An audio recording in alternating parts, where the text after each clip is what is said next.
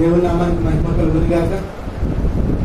ఈరోజు వాక్య అంశం, నీ పట్ల దేవుడు చేసిన కార్యం ఏంటి? ఈరోజు మనం వాక్యం చదువుతున్నాం కానీ వాక్యం సంపూర్ణంగా అర్థం అవ్వకపోవడానికి కారణం పరిశుద్ధాత్మ దేవునితో మనకి సరైన సహవాసం లేకపోవడమే. ఈరోజు మన వాక్యం వింటుండగా దేవుని యొక్క మనస్సు ఏమై ఉంది, దేవుడు మనతో ఏమైనా మాట్లాడడానికి ఇష్టపడుతున్నాడు, ఈ విషయం మనకు తెలియాలి. యోహాను సువార్త 1వ అధ్యాయం 17వ వచనం చదవం. ధర్మశాస్త్రము మోషే ద్వారా అనుగ్రహించబడింది, కృపయు సత్యమును యేసుక్రీస్తు ద్వారా కలిగేది. దయచేసి అందరూ బైబిల్స్ మూసేయండి, వద్దు వినండి. మీ అందరికీ రిఫరెన్స్ పంపిస్తున్నాను వాట్సాప్ ద్వారా, మీరు జాగ్రత్త వింటే చాలు. మోషే ద్వారాగా ధర్మశాస్త్రం వచ్చింది, యేసు ప్రభు వారి ద్వారాగా ఇంగ్లీష్ లో ఏమని ఉంటుంది, వద్దనేది For the law was given to Moses. అంటే మోషేకు ఇదేమైంది, దేవుడు ఇచ్చాడంట. అంటే దేవుడు మోషేకి ఇచ్చాడు అంటే అర్థం ఏంటి, మోషే దానిని పొందుకున్నాడు. అంటే మోషే ఏదైతే పొందుకున్నాడో దానిని ఇశ్రాయేలు ప్రజలకు ఇచ్చాడు. ఆమేన్. దేవుడు మోషేకి ఇచ్చాడు, మోషే ఇశ్రాయేలు ప్రజలకు ఇచ్చాడు. Grace and truth came through Jesus Christ. అంటే యేసు ప్రభు వారితో, అంటే ఈ కృపా సత్యం అనేది యేసు ప్రభు దగ్గరికి వచ్చింది, లేదా యేసులోనికి వచ్చింది. అంటే యేసు ఎక్కడ ఉంటాడు అక్కడ ఏమొస్తుంది, కృప. కృప అంటే మోషేకు ధర్మశాస్త్రం ఇవ్వబడితే యేసు ప్రభు వారికి కృప ఇవ్వబడలేదు, సత్యం ఇవ్వబడలేదు, వచ్చిందంట. ఎవరి దగ్గరికి, ఎవరిలో నుంచి, ఎవరిలో నుంచి? ఇప్పుడు మోషే దగ్గరికి ఏమొచ్చింది, ధర్మశాస్త్రం వచ్చింది. యేసు ప్రభు వారి దగ్గరికి ఏమొచ్చింది, ఏమి రాలేదు. యేసులో నుండి ఏమొస్తుంది, కృప. కృప గట్టి చెప్పండి. అయితే ఈ కృప సత్యం అంటే ఇప్పుడు మోషే ద్వారా ఇచ్చిన పరిచర్య ఒకటి ఉంది, యేసు ప్రభు వారి ద్వారా ఇచ్చిన పరిచర్య ఒకటి ఉంది. నాకు ఎప్పటి నుంచి ఒక డౌట్, ప్రభు పరిచర్యలో చాలా రకాలైన వాక్యాలు మేము వింటున్నాం. ఒక సేవకుడు ఒకే భాగాన్ని ఒకలాగా బోధిస్తున్నారు, ఇంకో సేవకులు ఇంకొకలా బోధిస్తున్నారు. ఒకరేమో రెండో రాకడ గురించి బోధిస్తున్నారు, ఇంకొకరేమో ఆశీర్వాదం గురించి బోధిస్తున్నారు, ఇంకొకరు కృప గురించి బోధిస్తున్నారు, ఇంకొకరు హోప్ అంటే దేవుడి మీద ఆధారపడటం లేదా దేవుడి మీద నమ్మకం కలిగి ఎలా జీవించాలని నేర్పిస్తున్నారు. వాస్తవానికి నిజమైన బోధ ఏంటి, నువ్వేం చెప్పాలనుకుంటున్నావు? ఈరోజు మనందరికి ఒక ప్రశ్న, మనం మోషే కాలంలో ఉన్నామా, యేసు ప్రభు వారి కాలంలో ఉన్నామా? మోషే కాలంలో ఉన్నామా, యేసు ప్రభు వారి కాలంలో ఉన్నామా? మనం రెండు కాలంలో కూడా లేదు. యేసు ప్రభు చనిపోయిన తర్వాత కాలంలో ఉన్నాం. మనం ఎక్కడ ఉన్నాం? యేసు ప్రభు ముందు లేం, యేసు ప్రభు కాలంలో లేం, యేసు ప్రభు వారి యొక్క తర్వాత కాలంలో ఉన్నాం. అయితే మనం ఏదైనా తోటలో ఆదాము అవ్వ ఏ బట్టలు వేసుకున్నాడో మనం ఆ బట్టలు వేసుకుని తిరగలేము. ఇప్పుడు ఎందుకు తిరగలేం? ఊహించుకోండి, మనం అందరం ఆ చర్మపు చొక్కాలు వేయించుకొని, వర్షానికి తడదు, ఎండకి ఎండదు, ఎంత బాగుంటుంది. నీకు తెలిసిన బ్రదర్, అంటే మనం ఏ బోధ వినాలి, ఏది ఆశీర్వాదకరమైన బోధ, లేదంటే దేవుడు మనకి ఏం బోధించాలని ఆశపడుతున్నాడు, ఈ విషయాల మీద మనకి సరైన అవగాహన లేకపోతే మన ఆత్మీయ జీవితంలో ఎదుగుదల లేదు. చూడండి, నేటి క్రైస్తవులు కూడా ఇంకా ఈ లోకంలో చాలా ఆస్తి సంపాదించాలి. క్రైస్తవుడికి క్యాస్ట్ ఫీలింగ్ ఉండకూడదు. మొదటిగా ఏ క్రైస్తవుడికి అయితే క్యాస్ట్ ఫీలింగ్ ఉందో ఆ క్రైస్తవుడు అనబడరు. వాళ్ళు సంఘంలో చూశాను, టీవీలో, వారి ఇంటి పేరుతో దేవుడి మందిరం, వాళ్ళ కులం పేరుతో క్రీస్తు అని. యేసు ప్రభు దగ్గరికి వచ్చిన వారికి కులము మతము లేదు, అందరూ ఒకటే.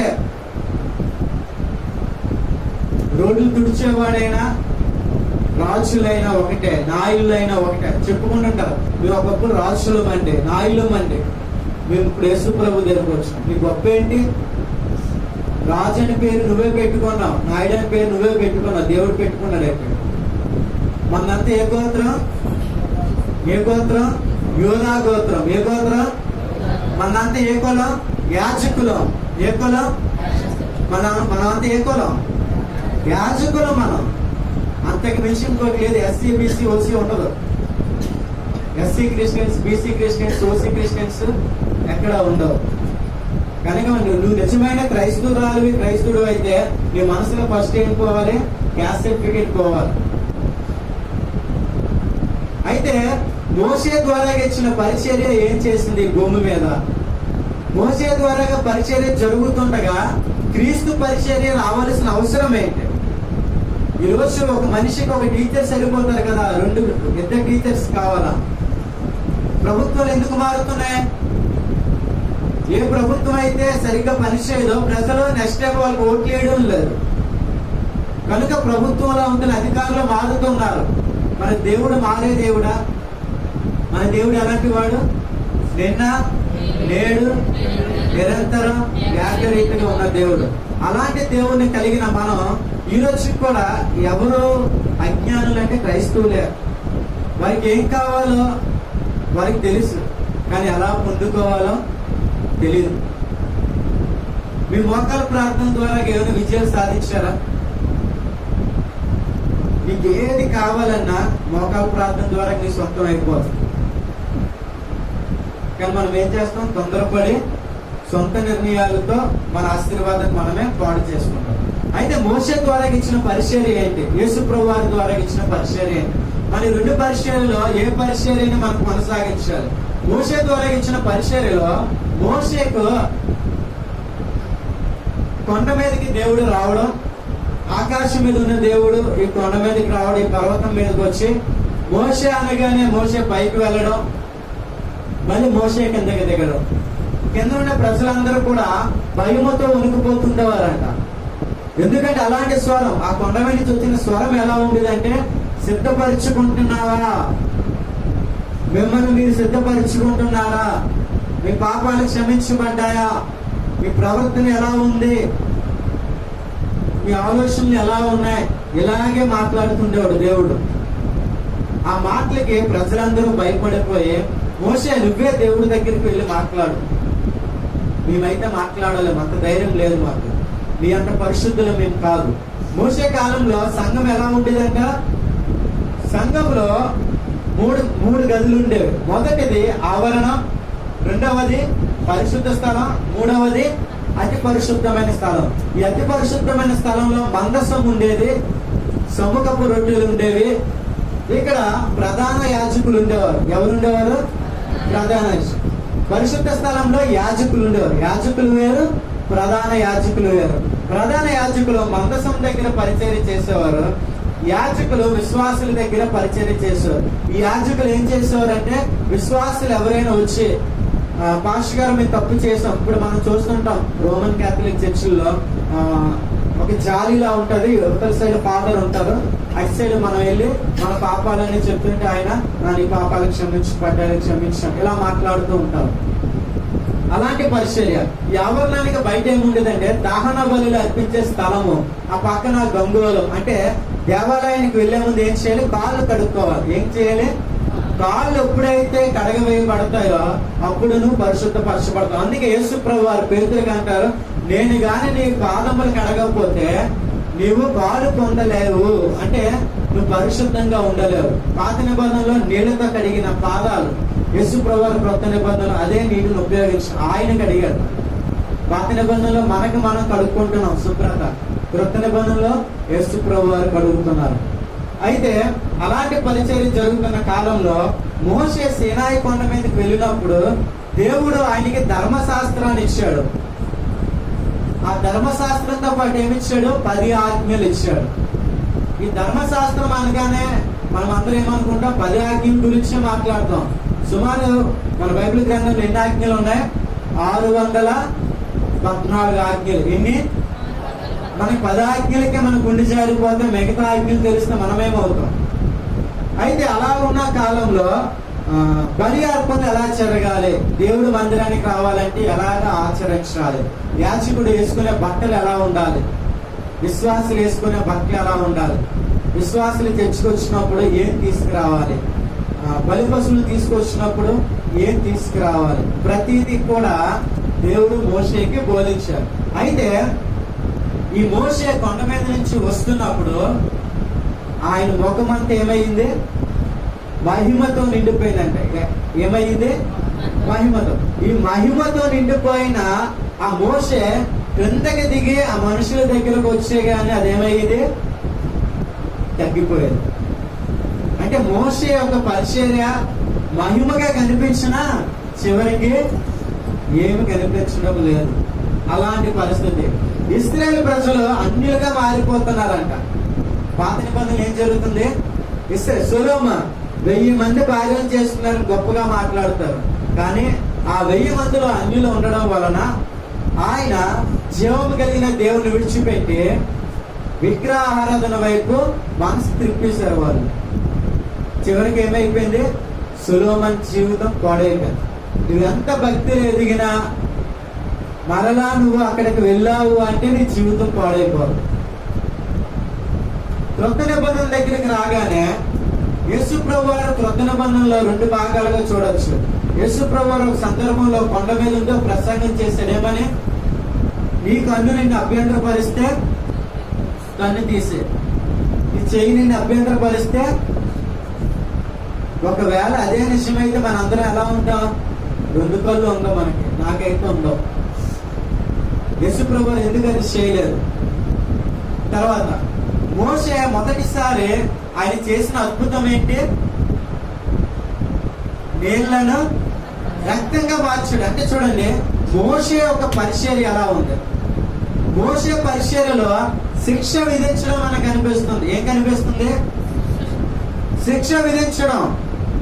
మోషే వచ్చిన వెంటనే నీటిని కొడతాడు, నీళ్ళలో ఉన్న చేపలన్నీ చనిపోతాయి. అక్కడ మానవుడికి తాగడానికి నీరు కూడా దొరకదు. అంటే మోషే యొక్క పరిచర్యలో శిక్ష. మీరు చూడండి, కొన్ని సంఘంలో ఎవరైనా తెలిసి తెలియక ఏదో తప్పు చేస్తే వారినే హైలైట్ చేస్తారు. వాళ్ళు చేసిన తప్పుల్ని హైలైట్ చేసి వాక్యాన్ని జోడించి బోధిస్తూ ఉంటారు. దానివల్ల వాళ్ళ హృదయాలు గాయపడవా.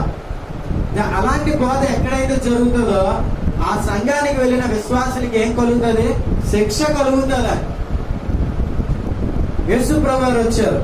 యేసు ప్రభువు వచ్చి మొట్టమొదటిసారి చేసిన అద్భుతం ఏంటి, నీళ్లను ద్రాక్ష రసంగా చేశారు. ఏం చేశాడు, నీళ్లు ఎప్పుడైతే ఆ కానాను విందులో నీళ్లు ద్రాక్ష రసం అయిపోయిందో అక్కడ ఏం జరిగింది,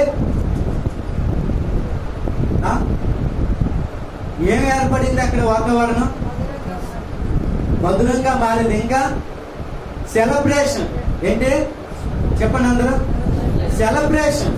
ఒక పండగ వాతావరణం ఏర్పడింది అక్కడ. దాన్ని త్రాగిన వారికి జీవం వచ్చింది. నీళ్ళు ఎప్పుడైతే ద్రాక్షరసంగా మారాయో అక్కడ 2 వచ్చాయి. ఒకటి జీవం వచ్చింది, రెండోది సెలబ్రేషన్. చెప్పండి, జీవాన్ని ఇంగ్లీష్ లో ఏమంటారు, బ్రతుకున్నాం అనడానికి లైవా,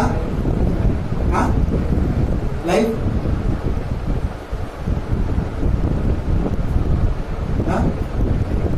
లైవ్ ఇంగ్లీష్ నేర్చు. అంటే యేసు ప్రభువు ఎక్కడుంటే అక్కడ ఏమొస్తుంది, జీవం వస్తుంది. ఇంకేమొస్తుంది, గట్టి చెప్పండి, ఇంకా గట్టిగా, ఇంకా గట్టిగా. అంటే మోషే పరిచర్య దగ్గరికి వెళ్ళగానే మరణం వస్తుంది. యేసు ప్రభువు పరిచర్య దగ్గరికి వస్తే ఏమొస్తుంది, జీవం వస్తుంది. మోషే చేసే అద్భుతం వలన అందరికి భయం కలిగింది. యేసు ప్రభువు చేసే అద్భుతం ద్వారా అందరికి పండగ కలిగింది. ఆమేన్. ఈరోజు మనం మోషే పరిచర్యలో ఉండాలా, యేసు ప్రభువు పరిచర్యలో ఉండాలా? యేసు ప్రభువు యొక్క పరిచర్యలో ఉండాలి. యేసు ప్రభువు ద్వారాగా ఆ కార్యం జరగడానికి కారణం ఏంటంటే, మోషే గురించి దేవుడు ఒక మాట చెప్పాడు, మోషే నీ వంటి ప్రవక్త నీలో నుండి ఒక్కరిని లేవనెత్తుతాను లేక పుట్టేస్తాను అని. ఆ మాటకు అర్థం ఏంటి తెలుసా? మోషే నువ్వు చేసే పరిచర్య కంటే శ్రేష్టమైన స్థితి ఆ ప్రవక్త ద్వారా జరుగుతుంది అని. ఆమె రోమిలికి రాసిన పత్రిక 6:23 ఏలయనగా పాపం వలన వచ్చిన జీతం మరణము, అయితే దేవుని కృపావరం మన ప్రభు అయిన క్రీస్తు యేసునందు నిత్య జీవము. హల్లెలూయా. ఇక్కడ మోషే ద్వారా జరుగుతున్న పరిచర్యలో ఏమొస్తుందంట? పాపాన్ని ఖండించడం. మోషే యొక్క పరిచర్య అంటే ఏంటి? పాపాన్ని ఖండించే పరిచర్య. ఈ ఖండించే పరిచర్యలు ఏమొస్తుంది? మరణమే వస్తుందంట. ఒక వ్యభిచారమైన స్త్రీ సంఘానికి వస్తే నువ్వేం చెప్పాలి? ఓ వ్యభిచారమైన స్త్రీ అని చెప్పాలా? నువ్వు అలా చెప్పాలంటే రెండోసారి ఆమె వస్తుందా? రాదు. ఆమెను ప్రేమిస్తే ఆమెలో మార్పు వస్తుంది. ఈ పరిచర్య ఎలా ఉండేదంటే ఒక దొంగలుగానే చూపించేది. అలా చూపించడం ద్వారా వారి జీవితంలో ఏం పొందుకున్నారు? మరణకరమైన పరిచర్య. యేసు ప్రభు వారి దగ్గర రాగానే ఏమైంది? దేవుని కృపావరము యేసుక్రీస్తునందు. ఇక్కడ మరణము, అక్కడ ఏమొచ్చింది? మోషే పరిచర్యలు ఏమొచ్చింది? మరణం. యేసు ప్రభు వారి పరిచర్యలు ఏమొచ్చింది? నిత్య జీవం. నిత్య జీవం అంటే ఎటర్నల్ లైఫ్ ఉండేట లేనట?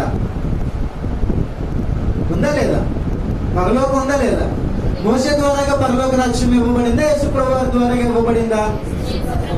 యోహాను సువార్త 14:6 యేసు ప్రభు ఏమన్నారు? నేనే జీవం, నేనే మార్గం, నేనే సత్యం, నా ద్వారా తప్ప వేరే మార్గం లేదు. అంటే మోషేకి ఇవ్వలేని పరిచర్య యేసు ప్రభు వారికి అనుగ్రహించబడింది. తర్వాత సేవ పరిచర్యలు 2 రకాలుగా జరుగుతున్నాయి. 2 కొరింథీయులకు రాసిన పత్రిక 3:9-11 ఈ విధంగా రాయబడి ఉన్నాయి. శిక్షా విధికి కారణమైన పరిచర్య మహిమ కలిగినదైతే నీతికి కారణమైన పరిచర్య ఎంతో అధికమైన మహిమ కలదు. చూడండి, ఈ పరిచర్య ఏముంది? ఇది శిక్షా విధికి కారణం అయిపోయింది. ధర్మశాస్త్రం అంటే అర్థం ఏంటి? ఎక్కడ తప్పు చేస్తే అక్కడ నేను ఉన్నాను. అందుకే దీన్ని ఏమంటారు? మోషే లా అంటారు. ఈరోజు కోర్టులో ఉంటున్న ప్రతి ఒక్కరు కూడా దీన్నే ఫాలో అవుతారు. లా ఏం చేస్తుంది? తీరుస్తుందా లేకపోతే సపోర్ట్ చేస్తుందా? అంటే ఇక్కడ దాకా ఈ పరిచర్య ఎక్కడైతే బోధ జరుగుతుందో అక్కడికి వెళ్ళిన విశ్వాసులకు ఏం జరుగుతుందంట? శిక్ష జరుగుతుంది. అదే ఇక్కడికి రాగానే నీతికి కారణమైన పరిచర్య. అంటే ఎవరైతే యేసుప్రభు వారి యొక్క కృపలో, యేసుప్రభు వారి యొక్క సత్యంలో ఎదుగుతూ ఉంటారో వారికి వారి యొక్క పరిచర్య ఎలా ఉంటుందంటే అధికమైన మహిమ. అంటే యేసుప్రభు వారి పరిచర్యలో నీకు ఏం దొరుకుతుంది? మహిమ. ఏం దొరుకుతుంది? మహిమ. ధర్మశాస్త్రం ఏ వ్యక్తిని కూడా పరిశుద్ధపరచలేదు. ధర్మశాస్త్రం కుంటివాడిని నడిపించలేదు. ధర్మశాస్త్రం గుడ్డివాడి కన్నులు ఇవ్వలేదు. ధర్మశాస్త్రం చనిపోయిన వ్యక్తిని లేపలేదు. కానీ యేసు ప్రభు వారు ఆ కార్యాలు చేశారు. అంటే యేసు ప్రభు వారి దగ్గరికి రాగానే గుడ్డివాడికి పళ్ళు ఇవ్వడం జరుగుతుంది, చనిపోయిన వాడు తిరిగి లేవడం జరుగుతుంది. అంత మాత్రమే కాదు కానీ పునరుద్ధాన శక్తి కూడా యేసు ప్రభు వారి ద్వారాగా జరుగుతుంది. ఆమె అసలు ఈ ధర్మశాస్త్రం ఈ 10 ఆజ్ఞలు పట్టుకొని వచ్చిన మోషే ఆ కొండ ఎంత ఫాస్ట్ గా దిగే లోపు ఇరిపిస్తాడు, విరిచేశాడు, పగలగొట్టేశాడు. మోషే తెచ్చిన ధర్మశాస్త్రాన్ని ఆయన ఏం చేశాడు? ఆయన పగలగొట్టేశాడు. ఉద్రేకం. ఎందుకు ఆ పరిచర్య అంతా ఉద్రేకం. ఈయన కూడా మొదట్లో సంఘం గురించి, సంఘంలో ఎవరు వస్తువులు పెట్టుకోకూడదు, ఎవరు బంగారం వేసుకోకండి, అన్యుల ఫంక్షన్కి వెళ్ళకండి, ఇలా చెప్పాను. ఎందుకు? నేనే మార్చేయాలని. 2021లో మీ అందరికీ ఒక గుడ్ న్యూస్. మీరు ఎక్కడికైనా వెళ్ళండి, ఏదైనా చేయండి. వాక్యం మీలో నిలిచి లేనప్పుడు మీరు అన్ని తీసినా ఒకటే, అన్ని ఉంచుకున్నా ఒకటే. వాక్యమే మిమ్మల్ని నడిపించాలి.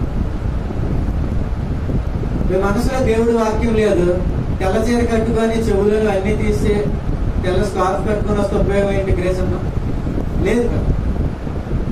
ఫస్ట్ మారవలసింది ఏంటి? మనసు. పక్కన వారు చెప్పండి, ఫస్ట్ నీ మనసు మార్చుకో, తర్వాత బయటికి భక్తి పరురాలుగా భక్తి పరుడుగా కనిపిస్తుంది. తర్వాత చదువు 14, 15, 16 వర్షాలు 2 కొరింథీ. ఈ బోధ వినడం వల్ల వీళ్ళ మనసులు ఏమైపోతున్నాయి? కఠినం అయిపోతున్నాయి. చాలా సంఘాల్లో ఇది జరుగుతున్నాయి కూడా. కఠినం అయిపోయి వాళ్ళ మనసు ఏంటి? చదువు. నేటి వరకును పాత నిబంధన చదవబడినప్పుడు అది క్రీస్తునందు కొట్టివేయబడిననే వారికి తేటపరచబడక ఆ ముసుకే నిలిచి ఉంది. ఎవరైతే దీన్ని ఫాలో అవుతారో వాళ్ళు ముసుకేసుకొని ఉంటున్నారా? ప్రపంచం అంతా ఒక తాగుబోతుడి గురించి మాట్లాడవచ్చు, నువ్వు నేను మాట్లాడకూడదు. ప్రపంచం అంతా ఒక దొంగోడు అంటారు, నువ్వు నేను మంచివాడు అంటారు. ప్రపంచం అంతా ఒక వ్యక్తిని వ్యభిచారి అంటారు, నువ్వు నేను మంచివాడు అంటారు. ప్రపంచం అంతా ఒక వ్యక్తిని హంతకుడు అంటారు, నువ్వు నేను మంచివాడు అంటారు. ధర్మశాస్త్రం అదే చేసి. ధర్మశాస్త్రం ఎలాంటిదంట? అర్థం లాంటిది. ఎలాంటిది? మీ అర్థం ఎదురుగా నిల్చండి, మీ ముఖంలో ఉన్న లోపాలని కనిపిస్తే కనిపించవా? మీ అందం కానీ మీరు ఫెయిర్ అండ్ లవ్లీ రాసినప్పుడు ఉన్నది కనిపిస్తుంది, రాయలేనప్పుడు కూడా ఉన్నది కనిపిస్తుంది. రాస్తే ఎంత కవర్ చేస్తున్నావో కూడా కనిపిస్తుంది. ఆమె అంటే నువ్వు చూస్తున్నప్పుడల్లా నీ లోపాలని గుర్తొస్తున్నావు అంటారు. నీలో చేసిన తప్పు పదే గుర్తొస్తే నువ్వేమవుతావు? సూసైడ్ చేసుకుంటావు. నాలాంటి బ్రతకూడదు, అలా ఇలా ఇలాంటివి జరగకూడదనే దేవుడు కయ్యిని దేశం నుంచి పంపించడానికి కారణం. తర్వాత చదువు. నేటి వరకును మోషే గ్రంథము వారు చదువునప్పుడల్లా ముసుగు వారి హృదయముల మీద ఉన్నది గాని వారి హృదయము ప్రభు వైపునకు ఎప్పుడు తిరుగునో అప్పుడు ముసుగు తీసివేయబడను. అంటే ఎప్పుడైతే యేసు ప్రభు వారి మీదకి మన మనస్సు వెళ్తాదో అప్పుడు మన మీద ఉన్న ముసుగు ఏమవుతుంది? తీసివేయబడుతుంది. ముసుగు తీసివేయబడాలంటే నువ్వు ఎక్కడికి వెళ్ళాలి? నీకు ఆశీర్వాదం కావాలంటే ఎక్కడికి వెళ్ళాలి? నువ్వు పరిశుద్ధపరచబడాలంటే ఎక్కడికి వెళ్ళాలి? ఇంకా గొప్ప విశేషం ఏంటంటే ఈ కొండ మీద నుంచి ఏది బోధించినా మిమ్మల్ని మీరు పరిశుద్ధపరచుకోండి, మిమ్మల్ని మీరు పరిశుద్ధపరచుకోండి అని బోధ మాత్రం వచ్చింది పాత నిబంధన కాలంలో. క్రొత్త నిబంధన దగ్గరికి రాగానే ఆ బోధ ఏమైనా ఆగిపోతుంది అనుకుంటే యేసు ప్రభువారు అంటున్నారు, మీరు చేస్తే తప్పు కాదు, మీ హృదయంలో ఆలోచన కలిగితేనే తప్పు అన్నాడు. ఇది ఇంకా కఠినంగా ఉంది. ప్రజలు ఎలా బ్రతుకుతారు? చేస్తే తప్పు అన్న బోధలో నుంచే బయటికి రాలేకపోతారు. ఏంటి అందమైన అమ్మాయి కనిపిస్తే చూస్తామా చూడదా? అబ్బాయిలు చూడరే. అమ్మాయి చూడరా? చూస్తారు, బయట చెప్తారు. మగవారు బయట చెప్తారు. ఎంత తేడా? 6 ప్యాక్ కొనడంటే ఎవరిని 6 ప్యాక్ మీకు తగిలించుకోవడం కానీ రప్పించుకోలేము. చూస్తారు. ఇలా చూసుకునే పరిస్థితి. ఇలా కంపేర్ చేసుకున్నంత కాలం ఏమైపోతాం? మనం అలా నలబొట్టుకుంటూ ఎందుకు? మనకి ముసుగు పడిపోయింది. ఏం పడిపోయింది? ఈ ముసుగు పోవాలని నువ్వు ఎక్కడికి రావాలి? ఎందుకు? ఆయన ఈ లోకానికి ఏమై ఉన్నాడు? అలాంటి వెలుగై ఉన్న ఆయన అంటున్నాడు, నీ కన్ను నిన్ను అభ్యంతరపరిస్తే. అప్పుడు యేసు ప్రభు వారికి అర్థమైపోయింది. ఈ కొండ మీదకి వచ్చినప్పుడు ఈ మాత్రమే, ఆ కొండ మీద ఉన్న స్థలం మాత్రమే పరిశుద్ధ స్థలంగా ఉండేది. ఇప్పుడు అదే పరిచర్య మరలా ఇక్కడ క్రొత్త నిబంధనలో జరిగితే యేసు ప్రభు వారు రావడంలో అలాంటి ఉద్దేశం లేదంటే. యేసు ప్రభు వారు ఏం చేస్తారు? కొండ మీద నుంచి మాట్లాడారు. తర్వాత ఆయన ఏం చేశారు? కొండ మీద నుంచి కిందకి దిగారు. ఏం చేశాడు? కొండ మీద నుంచి బోధిస్తే ఎలా గద్దింపు, ఎలాంటి మాటలు అయితే వచ్చాయో క్రిందకి దిగిన తర్వాత ఆయన యొక్క శరీరము అంతటిని నలగొట్టబడి ఆయన రక్తంతో తన ప్రజలందరినీ కూడా ఏం చేశాడు? యేసు రక్తంతో. అందుకే క్రొత్త నిబంధనలో అన్యులు దేవుని పిల్లలుగా మారిపోతున్నారు. ఎవరు? దేవుడు ఎరగని జనాంగం దేవుడి పిల్లలుగా మారిపోతున్నారు. పాత నిబంధనలో దేవుడి పిల్లలు అన్యులుగా మారిపోతున్నారు. దీనికి కారణం ఏంటి? ఈ పిల్లల కోసం తన సేవకులు ఏమి చేయలేకపోయారు. ఇక్కడ పిల్లల కోసం తన సేవకుడు తన ప్రాణాన్ని పెట్టారు. అందుకే యేసుప్రభువు వారు అంటున్నారు, నేను ఎక్కడైతే ఉంటానో అక్కడ కృప విస్తరిస్తారు, నేను ఎక్కడైతే ఉంటానో అక్కడ సత్యం విస్తరిస్తారు. అవి ఎక్కడైతే విస్తరించబడతాయో అక్కడ నీకు ఆశీర్వాదం. నాకు చాలా ఆశలు ఉన్నాయి. నా ఆశ నేను ఎప్పుడు కూడా క్రీస్తులో పొందుకోవడానికి ఆశపడతాను. సొంత ప్రయత్నాల వల్ల అవ్వదు. అయినట్లు కనిపిస్తే కానీ చివరికి కన్నీరే వీళ్ళు డిసప్పాయింట్ అయిపోతుంది. అది యేసుప్రభువు వారి మీద ఆధారపడితే చాలా సంతోషంగా ఉంటాం. అయితే యేసుప్రభువు వారి దగ్గరికి వచ్చిన వారి యొక్క స్థితి ఎలా ఉంటదంటే, మహిమ నుండి అధికమైన మహిమలోనికి వెళ్తారంట. హల్లెలూయా. ఇక్కడ పాపి యేసుప్రభు దగ్గర రాగానే ఎలా మారిపోతున్నాడు? ఇక్కడ చెడ్డవాడు యేసుప్రభు దగ్గర రాగానే ఎలా మారిపోతున్నాడు? నయమాను నీటిలో మునగక ముందు ఎలా ఉన్నాడు? కుష్ఠరోగి. ఇక్కడికి రాగానే ఎలా మారిపోయాడు? పసిపిల్లడు. ఎలా మారిపోయాడు? మనందరం ఎలా మారిపోయా? ఇటు మనం కానీ ఇక్కడ ఉంటే మనల్ని ఏం చేస్తారా? వాళ్ళతో కూడా చంపేస్తారు. ఇక్కడ ఉన్నాం బట్టి ఏం చేస్తున్నాం? హ్యాపీగా ఉన్నాం. అంటే దేవుడి యొక్క ప్రేమ చూడండి. తర్వాత 17వ వచనం,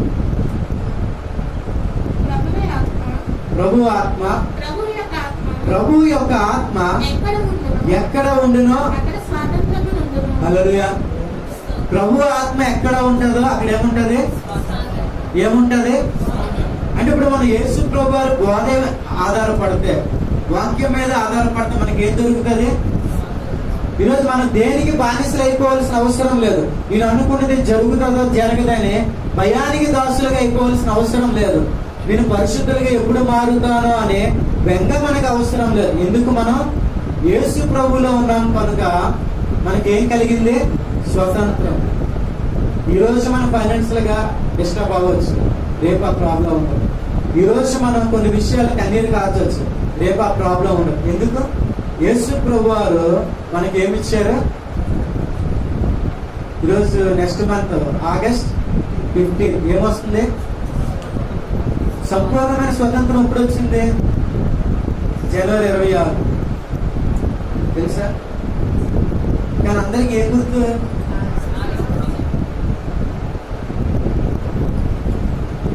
యేసు ప్రభు వారి దగ్గరికి వచ్చిన వారికి స్వతంత్రం వస్తుందంట. నీకు బాధ ఎక్కువైపోయింది అనుకో, యేసయ్యా యేసయ్యా యేసయ్యా సహాయం చేయండి. ఆయన నిన్ను స్వతంత్రురాలుగా స్వతంత్రుడిగా మార్చేస్తాడు. నీకేం కావాలో అది నీ కాళ్ళ దగ్గర తీసుకొస్తాడు యేసయ్య. సమస్య ఏంటంటే నువ్వు నేను నమ్మం. నమ్మితే మనం ఎందుకు మిస్టేక్స్ చేస్తాం? తర్వాత 3వ అధ్యాయం 6-7 వచనం.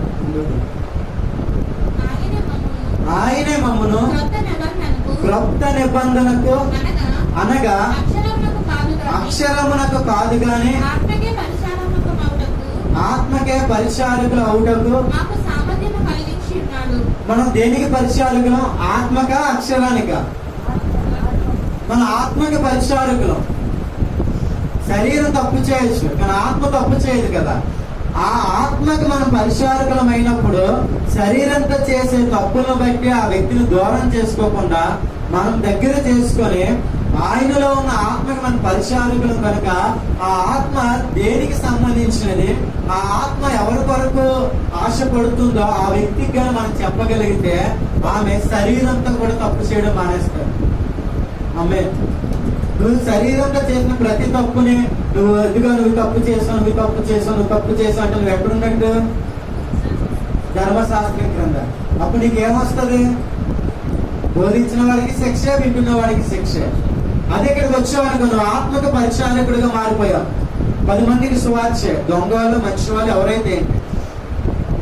యేసు ప్రభు వారి గురించి మాట్లాడు. ఆ యేసు ప్రభు వారి యొక్క మాట వారిని ఎలా మారుస్తుంది? స్వతంత్రులుగా మారుస్తుంది. ఎలా మారుస్తుంది? స్వతంత్రులుగా. తర్వాత 7వ వచనం,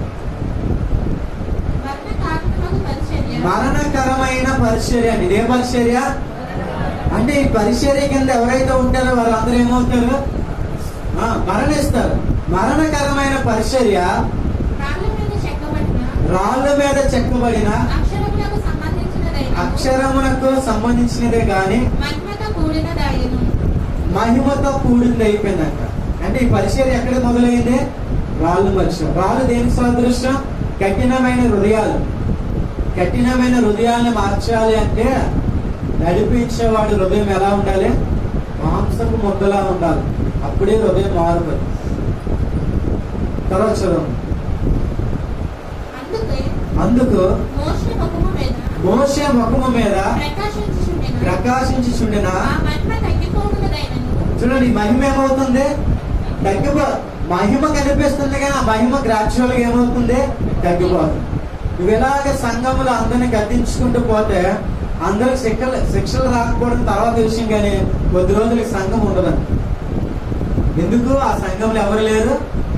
యేసు లేడు. ఎవరు లేరు? యేసు. యేసు ఉంటే ఏమవుతుంది? స్వతంత్రం. చూడండి, భార్యకైనా భర్తకైనా స్నేహితుడికైనా ఎవరికైనా ఫ్రీడమ్ ఇవ్వండి, వాళ్ళు తప్పు చేయరు. మీరు ఫ్రీగా వదిలితే ఎవరు తప్పు చేయరు. వాళ్ళను బంధించడానికి ప్రయత్నం చేసినప్పుడే మిస్టేక్స్ జరుగుతాయి. అవునంటారా? కాదంటారా? నువ్వు స్వతంత్రంగా వదిలే, ఫ్రీగా వదిలే నీ పిల్లల్ని, నీ భార్యని, నీ భర్తని. వాళ్ళు తప్పు చేయరు ఎక్కడ.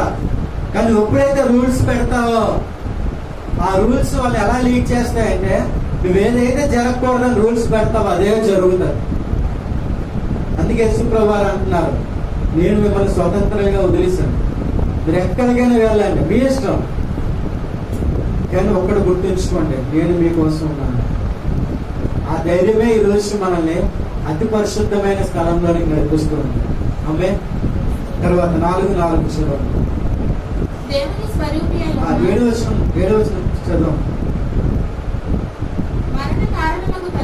మరణకరమైన పరిచర్య రాళ్ళ మీద చెక్కబడి అక్షరములకు సంబంధించినదే. అందుకే మోషే ముఖము మీద ప్రకాశించుచుండిన ఆ మహిమ తగ్గిపోవునదైనను ఇశ్రాయేలీయులు అతని ముఖము తేరి చూడలేకపోయి. అక్కడ ఉన్న ప్రజలందరూ ఏమవుతున్నారు అంటే మహిమ ఎవరికి పరిమితం అయిపోయింది? సేవకుడికే. ఎవరికి? క్రొత్త నిబంధనలో విశ్వాస కూడా మహిమ పొందుతున్నాడు. హల్లెలూయా. యేసుప్రభువు తన మహిమను మనకి ఇచ్చాడంట. యేసుప్రభువు ఏం చేశారు? తన మహిమను మనకి ఇచ్చారు. పాత నిబంధనలు చూస్తే ఆ మోషే ముఖం మీద మహిమ తన విశ్వాసులు చూడలేని పరిస్థితి. కానీ క్రొత్త నిబంధనలో కాపరికి మహిమనిస్తున్నాడు, తన విశ్వాసులు కూడా మహిమనిస్తున్నాడు. 4వ అధ్యాయం 4వ వచనం 2 కొరింథీ.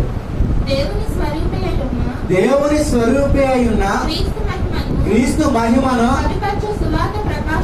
ఏ సువార్తది? క్రీస్తు మహిమ కనుపరచు సువార్త. ఏ సువార్త ప్రకటించాలి మనం?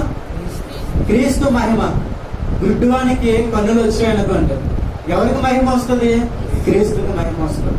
కుంటివాడికి కాళ్ళు వస్తే యేసుప్రభువు యొక్క పరిచర్య అంతా కూడా మనం సువార్తగా ప్రకటించాలి. అందుకే చాలా మంది సేవకులు అంటారు, అపోస్తల కార్యం ఎక్కువ చదవండి, మీలో విశ్వాసం పుడుతుంది. మీలో విశ్వాసం పుట్టాలంటే అపోస్తల కార్యం చదవండి అంటారు. ఎందుకంటే అపోస్తల కార్యం మన పదానికి అర్థం పరిశుద్ధాత్మ కార్యములు. అంటే పరిశుద్ధాత్మ దేవుడు రావడం, ఆయన చేసే పరిచర్య అంతా కూడా అపోస్తల కార్యంలో కనిపిస్తుంది. క్రీస్తు స్వార్థ పరిచర్య చేయలేదు. ఒక దొంగలు వచ్చారు, నువ్వు ప్రేమించి దగ్గర చేర్చుకొని భోజనం పెట్టు, వారు సువార్త ప్రకటించి వాళ్ళ లోపాలు వాళ్ళు గుర్తు చేయి.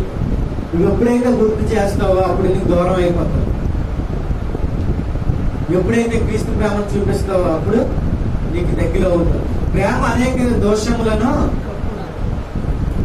ఆ పరిచర్య మనం చేయాలి. అంతేగాని అందరిలాగా మనం ప్రవర్తిస్తే వాళ్ళంతా ఏ పరిచర్య కిందకు వెళ్ళిపోతారా? మరణకరమైన పరిచర్య.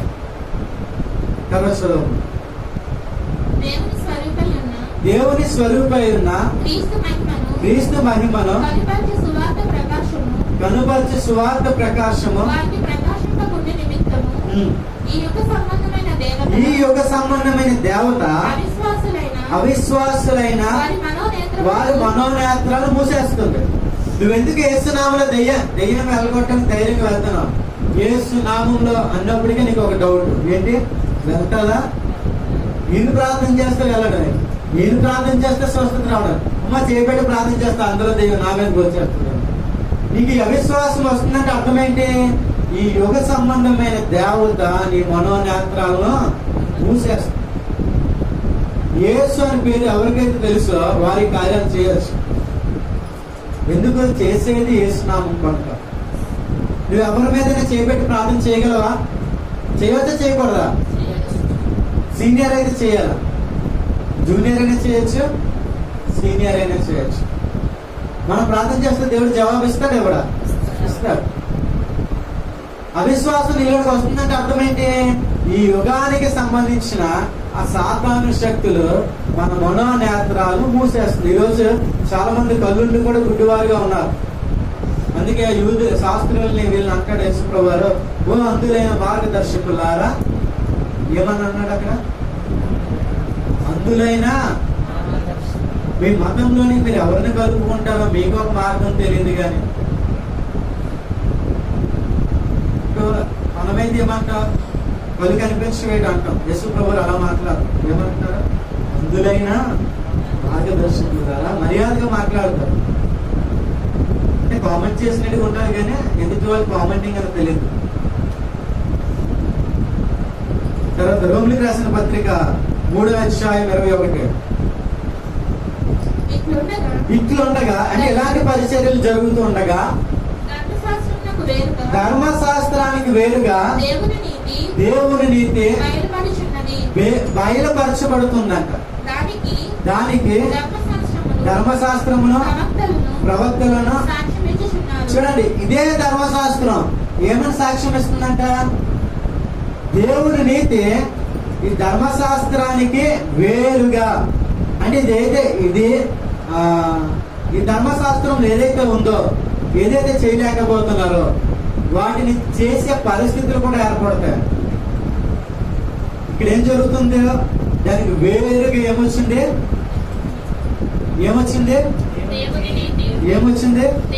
ఇప్పుడు నువ్వు ఎక్కడున్నావు? ఇప్పుడు దేవుని నీతిలో ఉన్నావు. ఇప్పుడు మనమంతా ఎవరు? దేవుని నీతి. మనమంతా ఎవరు? అంటే ధర్మశాస్త్రానికి వేరుగా దేవుని నీతి వచ్చిందంట. ధర్మశాస్త్రం కింద ఉన్నంత కాలం మనం పాపులను, శాపగ్రస్తులము. ఎప్పుడైతే యేసుప్రభువు వారి దగ్గరికి వచ్చామో మనం ఏమైపోయాం? దేవుని నీతి. కొరింథీయులకు రాసిన పత్రిక 5:21. 2 కొరింథీ 1 కొరింథీ 2 కొరింథీ 5:21 చదవండి. ఎందుకనగా మనం ఆయన యందు ఏమవ్వడానికి ధర్మశాస్త్రానికి వేరుగా ఏమొచ్చింది? నువ్వు ఇక్కడ ఉన్నంతసేపు శాపగ్రస్తుడివే. ఎప్పుడైతే ఇక్కడికి వచ్చావు నువ్వు ఎలా మారిపోయావు? అంటే ఇక్కడ ఉన్న వారినే దేవుడు ఏం చేస్తున్నాడంటే దేవుని నీతి ధర్మశాస్త్రానికి వేరుగా. తర్వాత రోమిలికి రాసిన పత్రిక 5:13-14. ఏలయనగా ధర్మశాస్త్రం వచ్చింది కనుక పాపం లోకంలో ఉందండి. చూడండి, ఒకవేళ ధర్మశాస్త్రం రాకపోతే ఇప్పుడు 35 మార్క్స్ వస్తే పాస్ అయినాయి. పాస్ మార్క్ తీసేస్తే ఎవరు ఫెయిల్ అవుతారు? ఎవరు ఫెయిల్ అవ్వరు. ధర్మశాస్త్రం ఉండడం బట్టి లోకంలో పాపం ఉందంట. ధర్మశాస్త్రం లేకపోతే అంటే నీ మీద ధర్మశాస్త్రం. చూడండి, ఈ చర్చికి శిరస్సు ఎవరు? ఈ చర్చికి శిరస్సు ఎవరు? ఇప్పుడు ఎక్కడ ఉన్నారా? క్రీస్తు కలిగిన సంఘంలో ఉన్నారా? ధర్మశాస్త్రం కలిగిన సంఘంలో ఉన్నారా?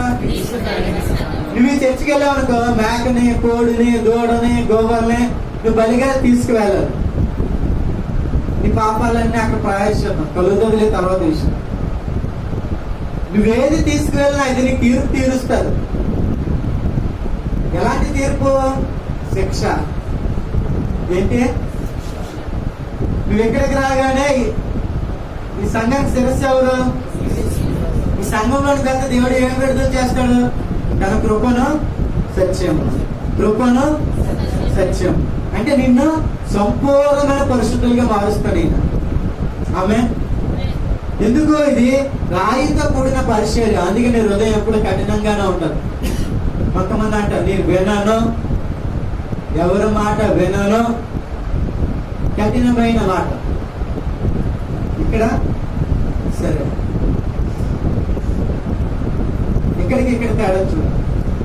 తర్వాత ఏదైనగా ధర్మశాస్త్రం వచ్చినది కనుక ధర్మశాస్త్రం వచ్చింది కనుక పాపము లోకములో ఉండెను. పాపం లోకంలో ఉండేను. కానీ ధర్మశాస్త్రం లేనప్పుడు పాపము ఆరోపింపబడదు. పాపం ఆరోపించబడదు. పాపం ఆరోపించబడాలి అంటే ధర్మశాస్త్రం ఉండాలి. పాపం ఆరోపించబడకుండా ఉండాలి అంటే ధర్మశాస్త్రం ఉండకూడదు. ఇప్పుడు మనం ధర్మశాస్త్రానికి బద్దులమై ఉన్నామా? యేసు ప్రభు వారికి బద్దులమై ఉన్నామా? ధర్మశాస్త్ర సువార్త ప్రకటిస్తున్నామా? యేసు ప్రభు వారి సువార్త ప్రకటిస్తున్నామా? అందుకే మనం వారం రోజుల్లో మనకు నచ్చినవి బ్రతికినా ఆదివారం చక్కగా సన్నిధికి వచ్చేస్తున్నాం. ఎవరు తీసుకొస్తున్నాం? ఏంటి మనకి 6 రోజుల్లో రోజుకు 6 గంటలు ఎవరు ప్రార్థన చేశారు? అయినా వచ్చాను వచ్చి ఎక్కువ చేస్తారేమో. రోజుకి 20 గంటలు ఎవరు చేశారు? నా సిస్టర్ చేశారు. 24 గంటలు చేశారు. రోజుకి 24 గంటల్లో రోజుకి 20 గంటలు మనం ప్రార్థన చేస్తాం. ఈరోజు తెచ్చుకోవచ్చు కదా. ఇక్కడ ఉంటే రాలేం, ఇక్కడ కనుక వచ్చేసాం. తర్వాత చదువు. అయినను చూడండి ఇక్కడ జాగ్రత్త. ఆదాము చేసిన అతిక్రమ అంటే ఆదాము తప్పు చేశాడు కదా, దాన్ని పోలి పాపము చేయని వారి మీద కూడా పాపం చెయ్యలేని వారి మీద కూడా ధర్మశాస్త్రం ఏం చేస్తుంది? నేరం మోపుతుందంట. ఇది పాపం చేసిన వారి మీద నేరం మోపితే పర్వాలేదు, పాపం చెయ్యని వారి మీద కూడా. నేను ఈ మాట చదువున్నాడు, ఆశ్చర్యపోయాడు. మరి ఇక్కడ ఎలా ఉండాలి? పాపం చేస్తే శిక్ష, పాపం చెయ్యలేని వారి మీద కూడా ఇది నేరం మోపుతుందంట. అయితే ఆరంభ కాలంలో ధర్మశాస్త్రం ఉందంటే లేదు, మనస్సాక్షిని బట్టి తీరు. మనస్సాక్షిని బట్టి పాపం చేయలేని వారిని కూడా శిక్షిస్తుంది. తర్వాత ఆదాము మొదలుకొని మోషే వరకు ఏం వెళ్తుంది సంఘం? మరణం, మరణం, మరణం.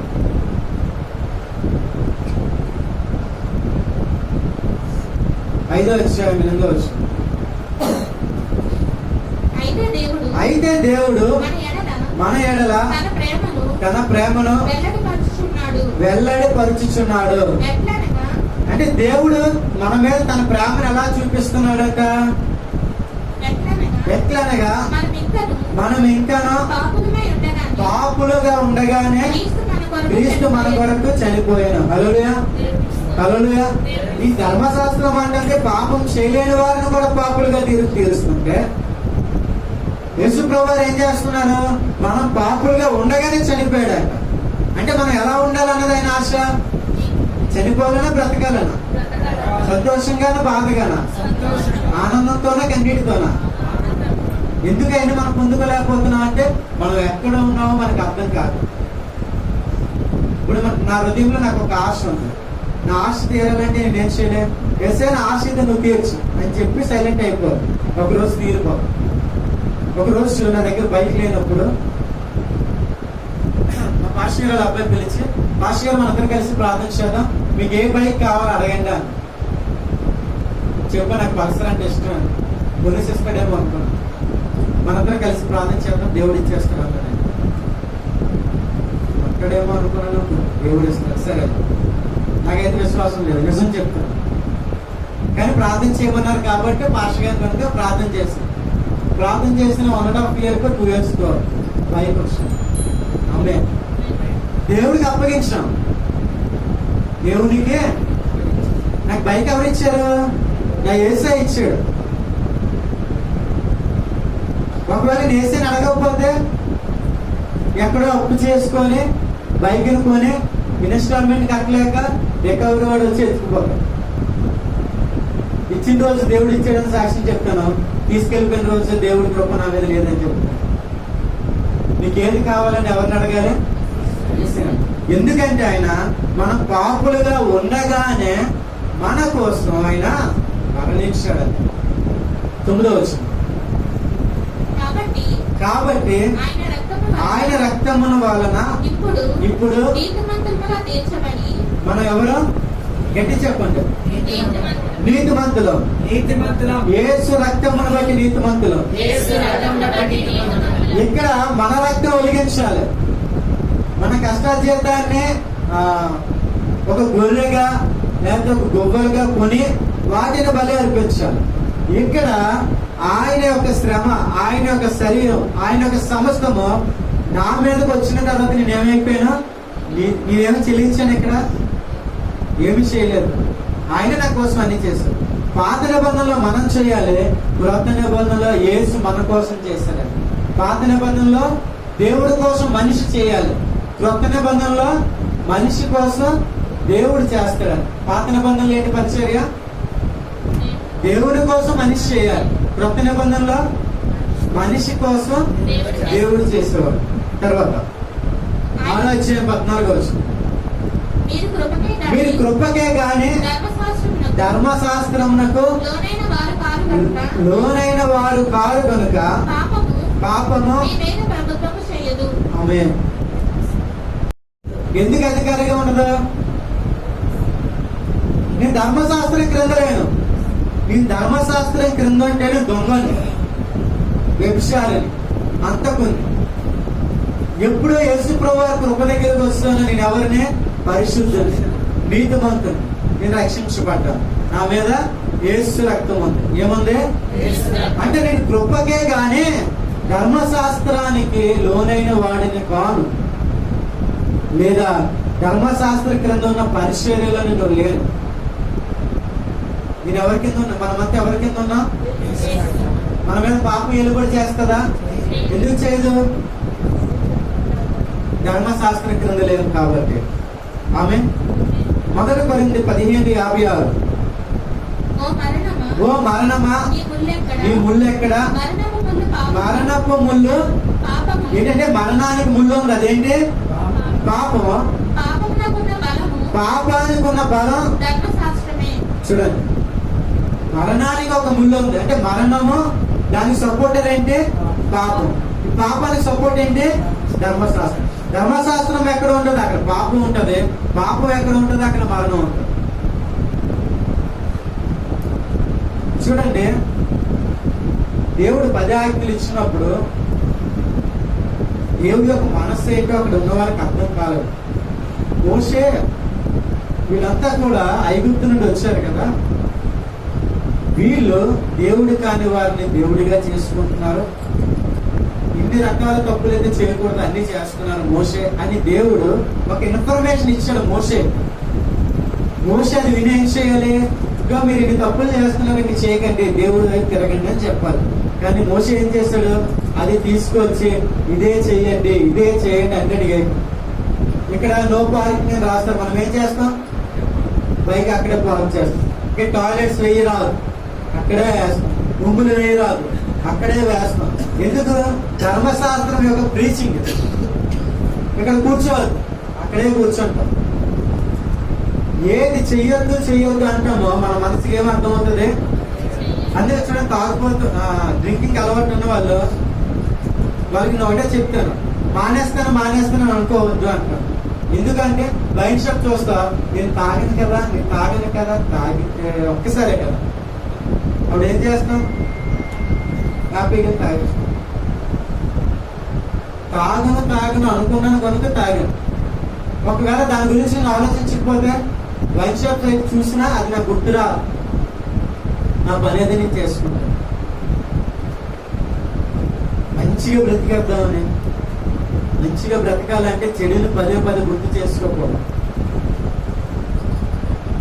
హెబ్రీయులకు రాసిన పత్రిక 9:17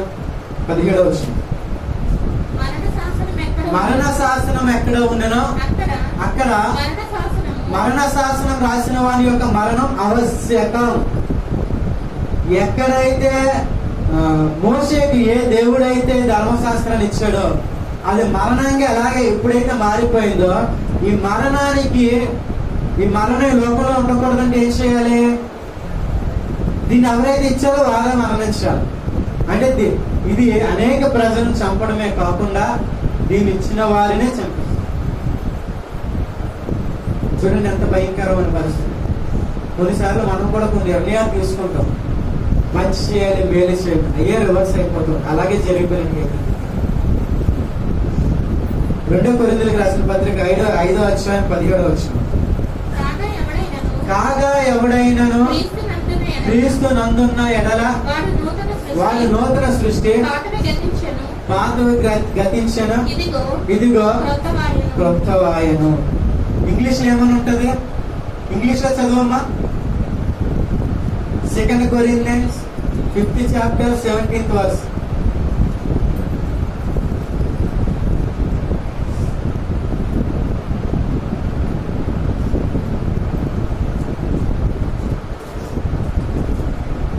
Chapter 17th verse.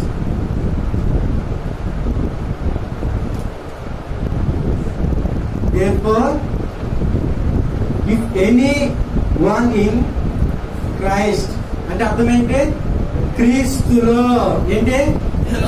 చూడండి, ఎవరైనా క్రీస్తులో ఉంటే, ఎక్కడ నువ్వు క్రీస్తులో ఉంటే, ధర్మశాస్త్రంలో ఉంటే అనడం లేదు, క్రీస్తులో ఉంటే ఈజ్ ఏ న్యూ క్రియేషన్. ఏంటి అంటే అర్థం ఏంటి? నూతనమైనది అని మన తెలుగు బైబిల్లో ఉంది. వాస్తవానికి ఏంటి తెలుసా? నీ జీవితంలో ఒక నూతనంగా క్రియేషన్ జరుగుతుందంట. ఏం జరుగుతుంది? నీ కోసం కొత్తగా సృష్టించడం జరుగుతుంది. అప్పుడు వరకు ఉన్న పరిస్థితులు కాదు, కొత్త పరిస్థితులు దేవుడు ఏర్పాటు చేస్తాడు. నీకు ఏ డోర్స్ అయితే క్లోజ్ అయిపోయి అన్ని ఓపెన్ చేసేస్తాడు. అదే తెలుగులో ఏమనుంది? పాతవి గతించెను, ఇదిగో సమస్తం. అంటే అర్థం ఏంటి? పాత కూడా క్రొత్త అయిపోయారా? కాదు, కొత్తవి సృష్టించబడుతున్నాయంట. ది ఓల్డ్ హస్ గాన్ అంటే వెళ్ళిపోయాయి. వెళ్ళిపోయాక అర్థం ఏంటి? తిరిగి వస్తాయని అర్థం కాదు. అంటే ఎవరైనా క్రీస్తులో ఉంటే వాళ్ళ జీవితంలో న్యూ క్రియేషన్ జరుగుతుందంట. సాతాను వచ్చి ఏం చేస్తాడు? సృష్టి అంతా పాడు చేస్తాడు. దేవుడు ఏం చేస్తాడు? కొత్తగా మళ్ళీ సృష్టించాడు. అంటే చెదిరిపోయినవన్నీ కూడా సమకూర్చాడు. ఇప్పుడు మనం యేసు ప్రభువులో లేనప్పుడు మన జీవితం పాడైపోయాం. యేసు ప్రభులో మనం లేనప్పుడు ఫైనాన్షియల్ గా మన ఆయుష్ అన్ని కూడా కోల్పోయాం. యేసు ప్రభులోనికి వచ్చాం. మనం ఎక్కడికి వచ్చాం? యేసు దగ్గర కాదు. యేసు ఇన్నంటే అర్థం ఏంటి? లోపల బయట. ఇన్ క్రైస్ట్ అంటే అర్థం ఏంటి? యేసులో. ఏంటి? యేసులోనికి మనం ఎప్పుడైతే వచ్చామో మన జీవితంలో మన ఊహకు అందని కార్యాలు జరగబోతున్నాయి. హల్లెలూయా, హల్లెలూయా. ది న్యూ యాస్ ఏంటి? మనకి ఒకటి అర్థం అవ్వాలి. ఏంటి అర్థం అవ్వాలంటే, యేసులో నేను లేనప్పుడు నా పరిస్థితి, యేసులోనికి వస్తే నా పరిస్థితి. ఈ వాక్యాన్ని నేను ధ్యానం చేస్తున్నప్పుడు క్రీస్తు యేసునందు ఉన్నవాడు నూతన సృష్టి, పాతవి గతించెను, సమస్తము ఇలాగే చదువుతున్నాం. నాకేమో అనిపించలేదు. ఎప్పుడైతే ఇలా చదివానో, అంటే క్రీస్తులోనికి ఎప్పుడైతే వెళ్తానో, ఈ ధర్మశాస్త్రం నుండి క్రీస్తు బోధలోనికి ఎప్పుడైతే వెళ్తానో, అప్పుడు ఏం జరుగుతుంది? నా జీవితంలో నూతనమైన కార్యాలు జరుగుతాయి. సొంత ప్రయత్నాల ద్వారా కాదు, క్రీస్తు ప్రయత్నాల ద్వారా మన ఆశీర్వాదం పొందుకోవాలి. గుడ్డివాడు ఎక్కడ ఉన్నాడు? క్రీస్తులోనికి వెళ్ళాడు, కళ్ళు తెరవబడ్డాయి. గుడ్డివాడు ఎక్కడ ఉన్నాడు? క్రీస్తులోనికి వెళ్ళాడు, ఏమయ్యే? కాళ్ళు వచ్చాయి. మన జీవితాలు పాడైపోయాయి. అన్యులుగా ఉన్నప్పుడు యేసు ప్రభులోనికి రాకముందు మన చాలా కోల్పోయాను. నేనైతే చాలా కోల్పోయాను. ఒక 25 లక్షల డబ్బును కోల్పోయాను, నా యవ్వన బలాన్ని కోల్పోయాను, అన్ని కోల్పోయాను. క్రీస్తులో నేను సమస్తము కూడా సంపాదించుకుంటాను. ఎందుకంటే దేవుడు నా కోసం ఒక న్యూ క్రియేషన్ చేయబోతున్నాడు. హల్లెలూయా.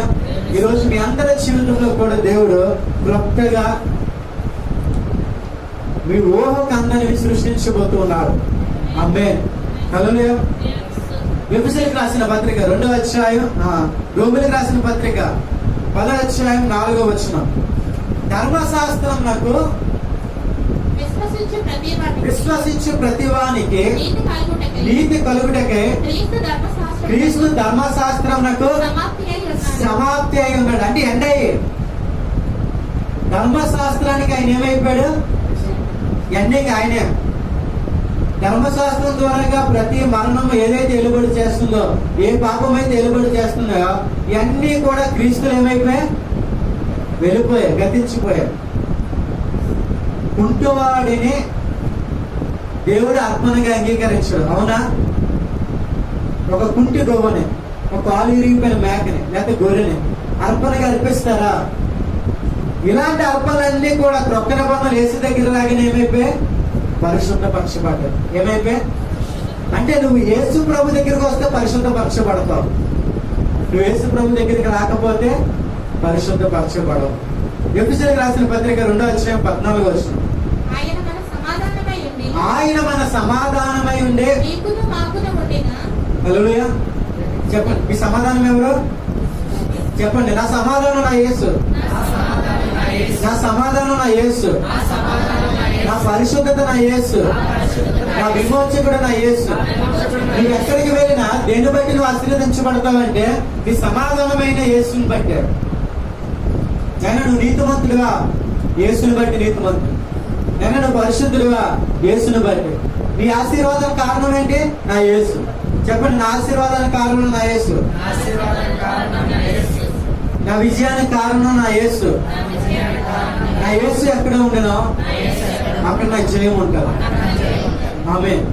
చదువు. ఆయన మన సమాధానమై ఉండి మీకును మాకును ఉండిన ద్వేషమును అనగా విధి రూపకమైన ఈ ఆజ్ఞల గల ధర్మశాస్త్రము యేసు ప్రభువారి శరీరమునందు కొట్టివేయుట చేత మధ్య గోడను పడగొట్టి మన ఉభయములను. చూడండి, ఇక్కడ ఈ ధర్మశాస్త్రమును బట్టి, ఈ తీరుస్తున్న తీర్పును బట్టి ఇవన్నీ కూడా ఏమైపోయాయి? యేసు ప్రభువులో నెరవేరిపోయాయి. ఆమె యేసు ప్రభువులో నెరవేరిన తర్వాత బలులు అర్పించవచ్చా? పరిశుద్ధమైన స్థలం, అతి పరిశుద్ధమైన స్థలం, ఆవరణ మన తేడా ఉంటుందా? అందుకే ఇవన్నీ చెరిపిస్తాడు దేవుడు. చెరిపిస్తే ఒకటే పెట్టాడు. ఎందుకు ఇక్కడ మధ్యగోళం లేవు అంటే ధర్మశాస్త్రానికి సంబంధించిన ప్రతిదీ యేసులో, యేసు శరీరం మీద కొట్టివేయబడింది. రోమా 8:4 ఏమని చెప్తుంది? యేసు శరీరం మీద పాపానికి శిక్ష వేశారు. దేనికి? ధర్మశాస్త్రం ప్రతి మనిషిని ఏమంటుంది? పాపి పాపి పాపి పాపి. నువ్వు ప్రార్థన చేయడం లేదా? నువ్వు పాపులు. నువ్వు చర్చికి రావడం లేదా? నువ్వు పాపులు. నువ్వు దశభాగం ఇవ్వడం లేదా? నువ్వు పాపులు. నువ్వు మాట వినడం లేదా? నువ్వు పాపులు. ఈ పాపానికి శిక్ష వేసాడు. ఆమె పాపానికి ఏం పడింది అంటే నీ సమస్తము కూడా ఎవరి మీద వేస్తాడు దేవుడు. అందుకే యేసు ప్రభువు శిలువ మీద మాట్లాడిన 4వ మాట ఏంటి? ఏలి ఏలి రామ సబక్త, దేవా దేవా నా చేయ ఎలా విడనాడు. ఎందుకు అలా అన్నాడు అంటే ఈ భూమి మీద పాపం అంతా ఆయన మీద పడింది. తర్వాత 2:15 కొలసీలకు రాసిన పత్రిక. మరియు అపరాధముల వలన శరీరమందు సున్నతి పొందక ఉండుట వలన మీరు మృతులై ఉండగా దేవుడు రాత రూపకమైన ఆజ్ఞల వలన మన మీద రుణముగాను మనకు విరోధముగాను ఉండిన పత్రమును మేకులతో సిలువకు కొట్టి దాని మీద చేవ్రాతను తుడిచివేసి మనకు అడ్డము లేకుండా దానిని ఎత్తివేసి మన అపరాధములన్నిటిని క్షమించి ఆయనతో కూడా మనల్ని ఏం చేస్తున్నాడు? ఆయన జీవింపజేస్తున్నాడు. అంటే లోకం అంతా నన్ను ఒకలా చూస్తున్నారు. పాపి పాపి పాపి. ఈయన దగ్గర రాగి నేనేం చేస్తున్నాడు? ఏం చేస్తాడు ఆయన? అన్ని క్షమించేశాడు ఆయన. ఇప్పుడు మనం రేపు ఉదయం తీర్పులోనికి వెళ్తాం. జడ్జి గారి దగ్గర నిల్చున్నాం. జడ్జి గారు ఇప్పుడు నాకు శిక్ష విధించాలి అంటే లాయర్ గారు, అవతల వాళ్ళు లాయర్ గారు ఏం చేయాలి? లేకపోతే పోలీసులేనా? నేను ఏ తప్పు చేశానో అది వాళ్ళకి చూపించాలి. సుధరాజుగా పలానా తప్పు చేస్తారు, ఈ తప్పు చేస్తారు, పలానా వ్యక్తి ఏ తప్పు చేస్తారు, ఈ తప్పు చేస్తారు. ఆ తప్పులు కనిపిస్తే కదా తీర్పు తీరుస్తారు. ఆ తీర్పు జడ్జి గారి దగ్గరికి వెళ్ళినప్పుడు లెటర్ మీద యేసు ప్రభువారు ఏం చేస్తారంట? తుడిచి పెట్టేశాడంట. ఏం చేస్తాడు? ఏం కనిపిస్తుంది జడ్జి గారికి? ఏం కనిపిస్తుంది? ఏటి కనిపిస్తుంది. ఏటి కనిపించిన జడ్జి గారు ఏం చేస్తారు? ఇల్లు బ్రతికి నాయన అంటారు. అంటే నాకు ఉరి శిక్ష వేయాలి. ఆ పత్రం మీద నేను చేసిన తప్పులకి నాకు పడవలసిన శిక్ష ఏంటి? ఉరి శిక్ష. అలాంటిది దేవుడు ఏం చేశాడు? అరెస్ట్ చేసాడు దాన్ని.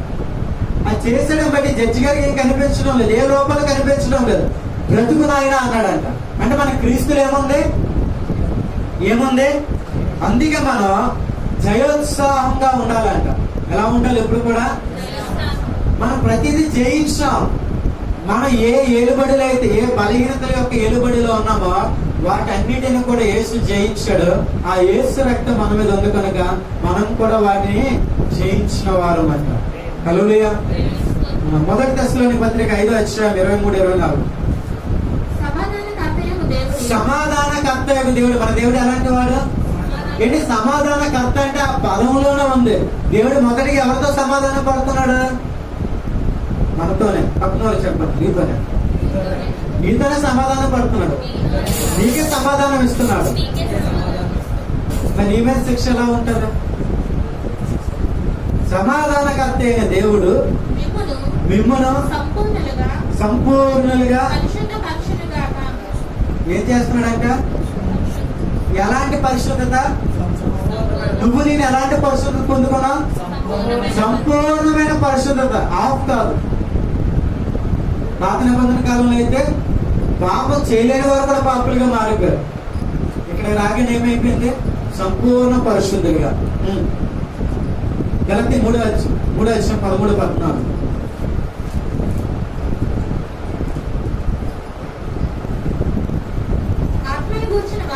ఆత్మను గూర్చిన వాగ్దానం విశ్వాసము వలన మనకు లభించిన అబ్రహాము పొందిన ఆశీర్వచనము క్రీస్తు యేసు ద్వారా అన్యజనులకు కలుగుటకే క్రీస్తు మన కోసం శాపమై మనలను ధర్మశాస్త్రం యొక్క శాపము నుండి. చూడండి, యేసు ప్రభువు ఏమైపోయారు? నీ కోసం యేసు ప్రభువు ఏమైపోయారు? శాపం అయిపోయారంట. ఇక్కడ అందరూ మనం శాపం అంటున్నారు. ఆ శాపం ఏదో ఆయన అయిపోయాడంట. ఆయన శాపం అయిపోయి మనల్ని ఏం చేశాడంట? విమోచన కలుగు చేశాడంట. హల్లెలూయా. అంటే మనం చేసే ప్రతి తప్పు నుండి మనకి ఏమొచ్చింది? మనం ఏమయ్యాప్పుడు విమోచించబడ్డాం. చెప్పండి పక్కన, నేను విమోచించబడ్డాను. నా మీద పాపానికి ఏలుబడి లేదు, శాపానికి ఏలుబడి లేదు, దేనికి ఏలుబడి లేదు. నా శాపం, నా పాపం, నా బలహీనత, నా వ్యసనం సమస్త యేసు ప్రభువు అయిపోయారు. ఆయన శిలువ మీద మరణించి ఆయన రక్తాన్ని నా మీద ఒలికించి నన్ను విమోచకుడిగా చేశాడు. హల్లెలూయా. తర్వాత రోమిలికి రాసిన పత్రిక 8:2. క్రీస్తు యేసునందు జీవమునిచ్చు ఆత్మ. చూడండి, యేసు ప్రభు దగ్గర ఒక జీవానిచ్చే ఆత్మ కూడా కలిగి ఉందంట. ఆ ఆత్మ యొక్క నియమము పాప మరణముల నియమము నుండి ఏం చేస్తుందంట? నాలో పాపం చేయాలని ఆలోచన వచ్చిందనుకో, అది నన్ను ఏం చేస్తుంది? విడిపిస్తుందంట. విడిపించి ఎట్లనగా ధర్మశాస్త్రము దేనిని చేయజాలకపోయిందో దానిని. చూడండి, నన్ను సరిచేయడానికి దేవుడు ధర్మశాస్త్రాన్ని ఇచ్చాడు. ఇది నన్ను సరిచేయడం కాదు కదా, పాపంలో నడిపించేస్తుందంట, మరణంలోనే నడిపించేస్తుంది. ఇది ఏదైతే చేయలేకపోయిందో దేవుడు ధర్మశాస్త్రాన్ని ఇవ్వడానికి మూల ఉద్దేశం ఏంటి? నేను పరిశుద్ధంగా జీవించాలని. అది ధర్మశాస్త్రం ద్వారా అవ్వడం లేదు. అప్పుడు దేవుడు ఏం చేశాడు? ఈ ధర్మశాస్త్రం దేనైతే చేయలేకపోయిందో దాన్ని చేయడానికి ఆయన నాలోని ప్రవేశించి నన్ను సంపూర్ణ పరిశుద్ధుడిగా మారుస్తున్నాడు. ఎలా మారుస్తున్నాడు? ఈయన ఆయన మాట వినడం లేదు. నాకు పాపం అంటే ఇష్టం, నాకు దొంగతనం అంటే ఇష్టం, నాకు హత్యలు చేయడం అంటే ఇష్టం, నాకు వ్యభిచారం అంటే ఇష్టం, నాకు అన్నీ ఇష్టం. వాటి నుంచి బయటికి రాలేకపోతాను. నేను ఇక్కడ ఉన్నానా, నేను చనిపోతాను. అప్పుడు ఆయన ఏం చేశాడు? నా పాపాలు, నా బలహీనతలు అన్నీ కూడా ఆయన మీద వేసుకొని నేను ఏం చేశాడు? సంపూర్ణ పరిశుద్ధుడిగా ఏం చేశాడు? పక్కన వారు చెప్పండి. ఈ విషయంలో ధర్మశాస్త్రం దేనిని చేయలేకపోయిందో దానిని యేసు చేసి ఉన్నారు, యేసే చేసి ఉన్నారు. ఇన్ని రకాల అంటే యేసు ప్రభు వారు ఇన్ని రకాలుగా పరిశీలన చేయడానికి కారణం ఏంటి? తీతుకు రాసిన పత్రిక 2:13 అనగా మహాదేవుడు, మన దేవుడు ఎలాంటి వాడు గట్టి చెప్పండి. మహాదేవుడు మన రక్షకుడైన యేసుక్రీస్తు మహిమ యొక్క ప్రత్యక్షత కొరకు ఎదురు చూచుచు ఈ లోకంలో స్వస్థ బుద్ధితోను నీతితోను భక్తితో మనం దేంట్లో భక్తిలో బ్రతకాలి, నీతిలో బ్రతకాలని యేసు ప్రభువు ఈ లోకానికి వచ్చినారు. ఈ లోకంలో మనం బ్రతకలేకపోతున్నాం. ఎలా బ్రతకాలో యేసే మనకి నేర్పిస్తుంది. ఈ లోకంలో మన బలహీనతలు, మనం చేసిన తప్పులు ఇవే పదే పదే గుర్తొచ్చే మన సంతోషంగా బ్రతకలేకపోతున్నాం. అయితే ఆ కోల్పోయిన సంతోషాన్ని తిరిగి ఇవ్వడానికి యేసు ప్రభువు ఈ లోకానికి వచ్చాడు. అయితే మనం ఎవరి మీద ఆధారపడుతున్నాం? మన సొంత బలం మీద ఆధారపడితే ధర్మశాస్త్రం తీర్పు తీరుస్తుంది. యేసు ప్రభువు మీద ఆధారపడితే ఆయన గొప్ప మనల్ని స్వతంత్రంగా మారుస్తుంది. హల్లెలూయా. అంటే మనం కృపకి అంకితం, ధర్మశాస్త్రానికి కాదు. ఎవరికి అంకితం? ఎవరికి అంకితం కాదు? ఎందుకు ఈ ధర్మశాస్త్రం వెనక్కి కార్యం జరిగిందంటే మనం నలిగిపోతున్నాం. అంటే భూమి మీద తప్పు చేయకుండా ఉన్నవారు ఎవరు? అపోస్తలుడైన పౌలు అంటారు, ఈ శరీరం ఉన్నంత కాలం ఏదో ఒక రకంగా తప్పు చేస్తున్నాం. ఈ భూమి మీద మనం తప్పు చేయకూడదంటే మనం ఎక్కడ ఉండాలి? భూమిని విడిచి వెళ్ళిపోవాలి. ఈ భూమి మీద మనకి ఏదైతే నింద వేస్తుందో, ఏదైతే శాపంలో నడిపిస్తుందో, ఏదైతే పాపంలో నడిపిస్తుందో ప్రతి దానిని విడిపించడానికి యేసు ప్రభువారు నీ కోసం నా కోసం తన సింహాసనాన్ని విడిచిపెట్టి వచ్చాడు. అందుకే ఈ ధర్మశాస్త్రం ద్వారా వచ్చిన ఫలము మరణమైతే సంఘానికి వచ్చిన వారి యొక్క ఫలము ఏంటి? జీవం. ఈరోజు మనమంతా సంఘంలో ఉండడానికి కారణం ఏంటి? జీవం. మనం యేసయ్య సన్నిధికి వస్తే ఏమొస్తుంది? మనకి జీవం వస్తుంది. యేసయ్య సన్నిధికి వస్తే మనకి రక్షణ వస్తుంది, అంటే ప్రొటెక్షన్ ఉంటుంది మనకి. చూడండి, రెగ్యులర్ గా చర్చికి వెళ్ళిన వారికి అప్పుడప్పుడు చర్చికి వెళ్ళిన వారికి చాలా తేడా ఉంటుంది. తర్వాత వాక్యం విన్న వారికి, వాక్యం వినలేని వారికి తేడా ఉంటుంది. వాక్యం మీద ఆధారపడిన వారికి, వాక్యం మీద ఆధారపడలేని వారికి కూడా తేడా ఉంటుంది.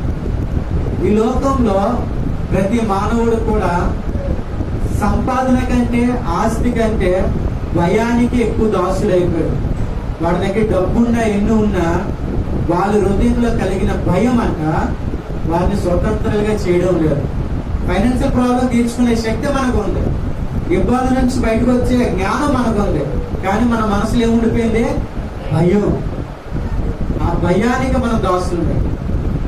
ఈరోజు యేసు ప్రభువు చెప్పిన మాట ఏంటంటే, మీరు భయానికి దాసులుగా ఉండకండి, మీకు వేరుగా దేవుని నీతి వచ్చింది. మీకు మీ మీద ఎవరైతే నిందలు వేస్తున్నారో ఆ నిందలన్నీ నా శరీరం మీద కొట్టివేస్తానో మీరు స్వతంత్రాలుగా ఉండండి. పక్కన వారికి చెప్పండి, నువ్వు చేసే ప్రతి పాపము,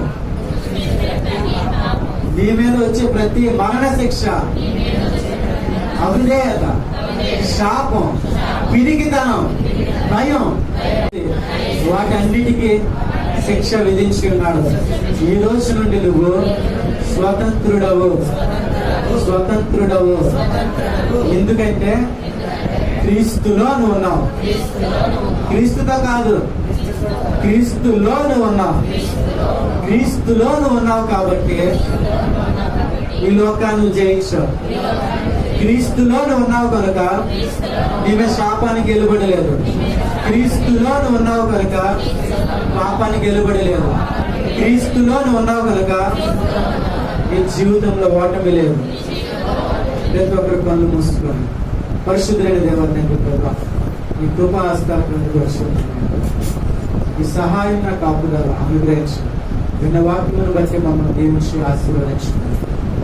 యేసయ్యా నీ ప్రేమకు దాసులుగా యేసయ్యా నీ ప్రేమలో ఒదిగే కృప మాకు అనుగ్రహించమని యేసు శక్తుల నామములో మమ్మల్ని మీకు అప్పగించుకోవడం తండ్రి. ఆమేన్.